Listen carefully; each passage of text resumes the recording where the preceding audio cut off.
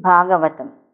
అమ్మల గన్నయమ్మ, ముగురమ్మల మూలపుటమ్మ, చాలా పెద్దమ్మ సురాలమ్మ, కడుపారడి పుచ్చినాయమ్మ దన్నుబో నమ్మిన వేలుపుటమ్మల మనమ్ముల నుండెడియమ్మ, దుర్గమాయమ్మ కృపాబ్దిచ్యుత మహత్వ కవిత్వ పటుత్వ సంపదల్. విజయవాడ కనకదుర్గమ్మ తల్లి కోవెలలో ఇప్పటికీ రాజద్వారం మీద ఈ పద్యం రాసి ఉంటుంది. ఈ పద్యం పైకి ఒకలా కనపడుతుంది. మీరు తెలిసి కానీ తెలియక కానీ పోతన గారు రాసిన పద్యములు కొన్ని నోటికి వచ్చినవి మీరు చదివినట్లయితే అవి సాధ్య ఫలితాన్ని ఇచ్చేస్తాయి. ఎందుకు అంటే మీరు కొన్ని చదవకూడదు, కొన్ని చెయ్యకూడదు. పక్కన గురువు ఉంటే తప్ప మేరుగుని శ్రీచక్రంను ఇంట్లో పెట్టి పూజ చెయ్యలేరు. అది మన వల్ల కాదు. మీరు బీజాక్షరములను ఉపాసన చెయ్యలేరు. అది కష్టం.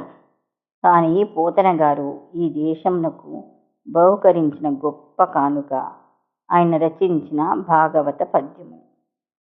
అమ్మలను కన్నా దేవత స్త్రీలైన వారి మనసుల యందు ఏ అమ్మవారు ఉన్నదో అటువంటి అమ్మని మహత్వ కవిత్వ పటుత్వ సంపదల్ ఈ నాలుగిటి కోసం నమస్కరిస్తున్నాను. అటువంటి దుర్గమ్మ మాయమ్మ. ఇవి ఆయన ఈ పద్యంలో చెప్పిన విషయములు. మీరు చెయ్యలేని ఒక చాలా కష్టమైన పనిని పోతన గారు చాలా తేలికగా మీకు ప్రమాదం లేని రీతిలో మీతో చేయించడానికని ఇటువంటి ప్రయోగం చేశారు. అమ్మల గన్నయమ్మ. అమ్మలని చెప్పబడ్డవారు ఎవరు? మనకి లలితా సహస్రం శ్రీమాత అనే నామంతో ప్రారంభమవుతుంది. శ్రీమాత అంటే శాకార రాకార ఈకారముల చేత సత్వ రజ స్తమో గుణ దీషులైన బ్రహ్మశక్తి, విష్ణుశక్తి, రుద్రశక్తులైన రుద్రాణి, లక్ష్మీదేవి, సరస్వతీదేవి ఈ ముగ్గురికి అమ్మ. ఈ మూడు శక్తులను త్రిమూర్తులకు ఇచ్చినటువంటి పెద్దమ్మ అమ్మ. ఎవరు ఎన్నదో ఆయమ్మ అంటే లలిత పరభట్టారిక స్వరూపం. ఆ అమ్మవారికి దుర్గా స్వరూపమునకు భేదం లేదు. అందుకని అమ్మల గన్నయమ్మ, ముగురమ్మల మూలపుటమ్మ. ఆ ముగ్గురు అమ్మలే మనము మహాంకాళి, మహాలక్ష్మి, మహాసరస్వతి స్వరూపములుగా కొలిచే తల్లులు. ఆ ముగురమ్మల మూలపుటమ్మ చాలా పెద్దమ్మ. ఇది చాలా గమ్మత్తైన మాట. చాలా పెద్దమ్మ అనే మాటను సంస్కృతంలోకి తీసుకువెడితే మహాశక్తి, అండపిండ బ్రహ్మాండములనంతటా నిండిపోయిన బ్రహ్మాండమైన శక్తి స్వరూపం. ఆ శక్తి స్వరూపిణి చిన్న పెద్ద భేదము లేకుండా సమస్త జీవరాశుల్లోనూ ఇమిడి ఉంది. అలా ఉండడం అనేదే మాతృత్వం. ఇది దయ. దీనిని సౌందర్యం అంటారు. దయకు సౌందర్యం అని పేరు. అది ప్రవహిస్తే సౌందర్యలహరి. అండపిండ బ్రహ్మాండములన్నిటినీ నిండిపోయి ఈ భూమిని తిప్పుతూ లోకములన్నిటినీ తిప్పుతూ ఇవన్నీ తిరగడానికి కారణమైన అమ్మవారు ఎవరో ఆ అమ్మ. సురాలమ్మ, కడుపారడి పుచ్చినాయమ్మ. సురారి అనగా దేవతలకు శత్రువైన వాళ్ళ అమ్మ అనగా దితి. దితి అయ్యే అని ఎడిచేటట్టుగా ఆవిడకు కడుపు శోకంను మిగిల్చింది. అనగా రాక్షసులు నశించడానికి కారణమైన అమ్మ. దేవతలలో శక్తిగా ఈమె ఉండబట్టే రాక్షసులు మరణించారు. తన్నులో నమ్మిన వేలుపుటమ్మల మనమ్ముల నుండెడి అమ్మ. ఇదిగో గొప్ప మాట. అమ్మవారిని మనసులో నమ్ముకొని శక్తితో తిరుగుతున్న వారెవరు? బ్రహ్మి, మహేశ్వరి, వైష్ణవి, మహేంద్రి, చాముండ, కౌమారి, వరాహి, మహాలక్ష్మి. మనకి సాంప్రదాయంలో అష్టమాతృకలు అని ఉన్నారు. వాళ్ళని మనము 8 పేర్లతో పిలుస్తూ ఉంటాం. బ్రహ్మి, మహేశ్వరి, వైష్ణవి, మహేంద్రి, చాముండ, కౌమారి, వారాహి, మహాలక్ష్మి, ఇలా ఏనమండగురు దేవతలు ఉన్నారు.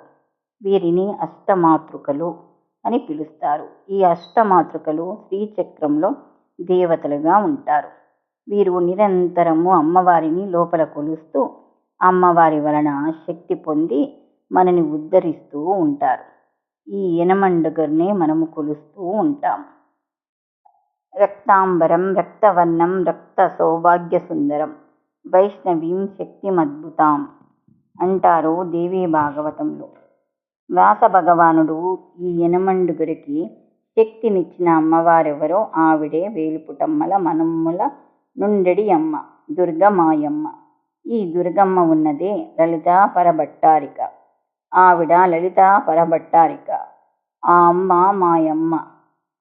మహత్వ కవిత్వ పటుత్వ సంపదలు. ఇప్పుడు ఆవిడ నాకు దయతో మహత్వ కవిత్వ పటుత్వ సంపదలను ఇవ్వాలి. నాకు అర్హత ఉన్నదని ఇవ్వనక్కర్లేదు, దయతో ఇచ్చేయాలి. అమ్మవారికి శాక్తేయ ప్రణామములు అని కొన్ని బీజాక్షరములు ఉన్నవి. ఓం, ఐం, హ్రీం, శ్రీం, క్లీం, ఓం. ఈ 6ంటిని శాక్తేయ ప్రణవములు అని పిలుస్తారు. దానిని ఎలా పడితే అలా ఉపాసన చేయకూడదు.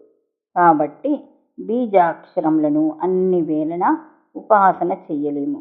కానీ ఇప్పుడు పోతన గారు ఒక గొప్ప ప్రయోగం చేశారు.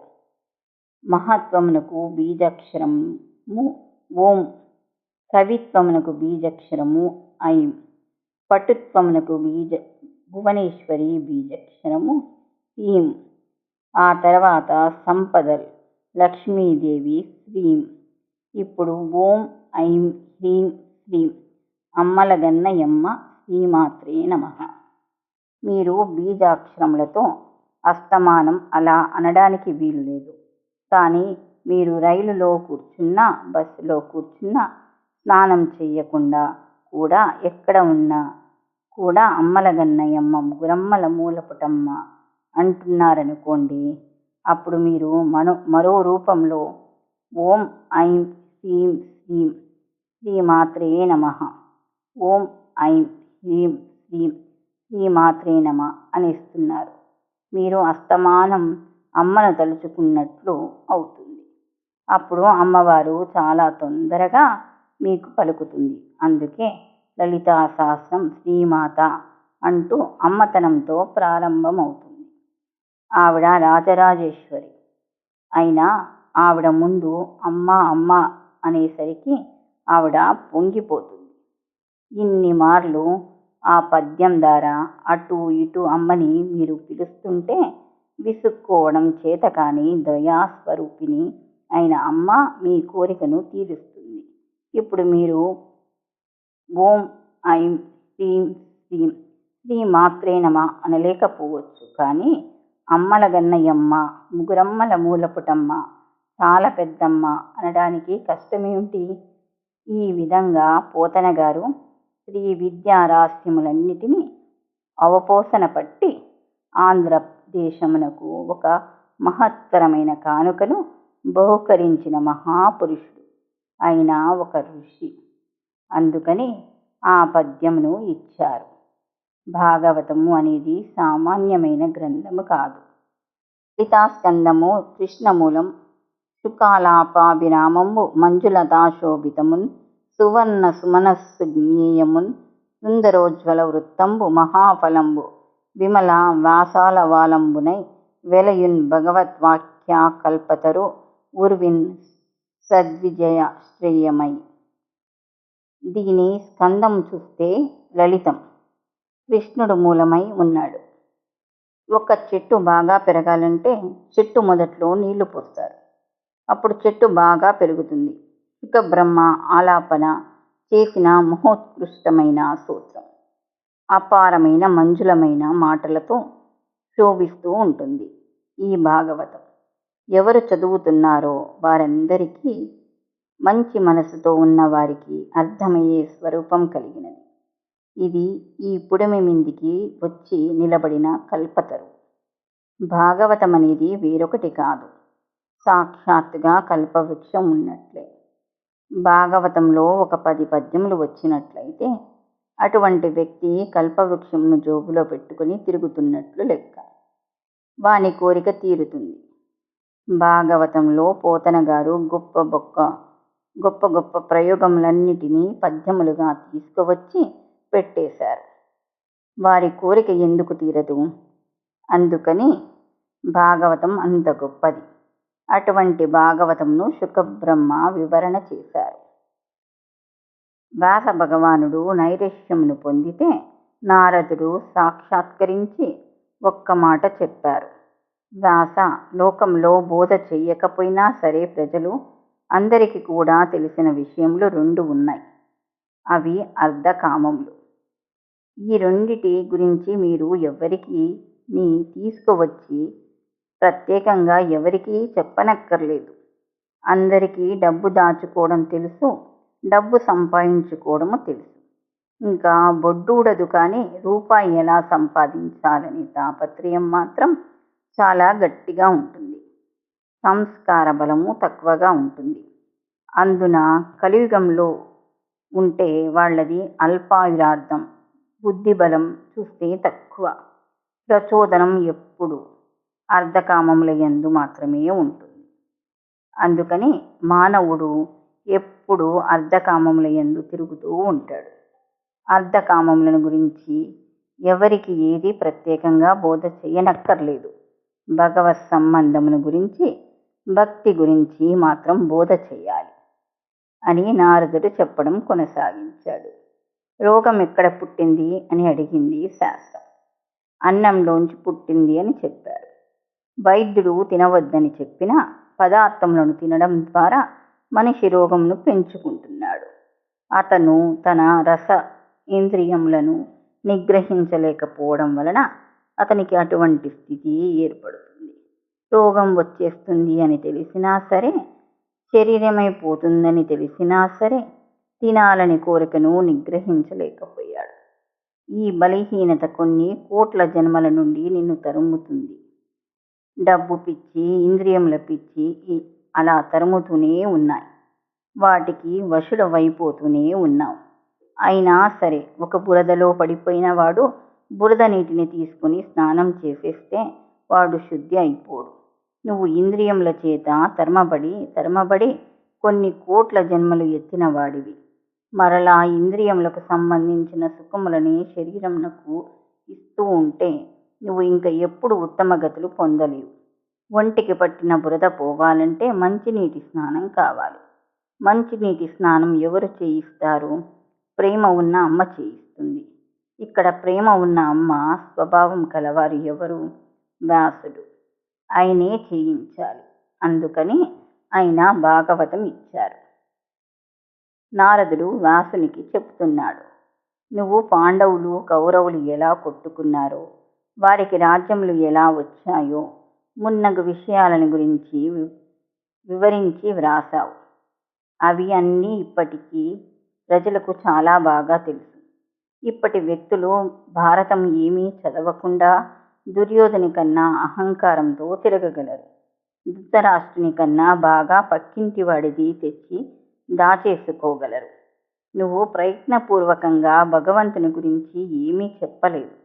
భగవంతుని గురించి చెప్పకపోతే ఈ జన్మలో వీడు చేసుకున్న ఇంద్రియ లౌల్యము వీనిని వచ్చే జన్మలో హీన ఉపాధులలోకి తీసుకుపోతుంది.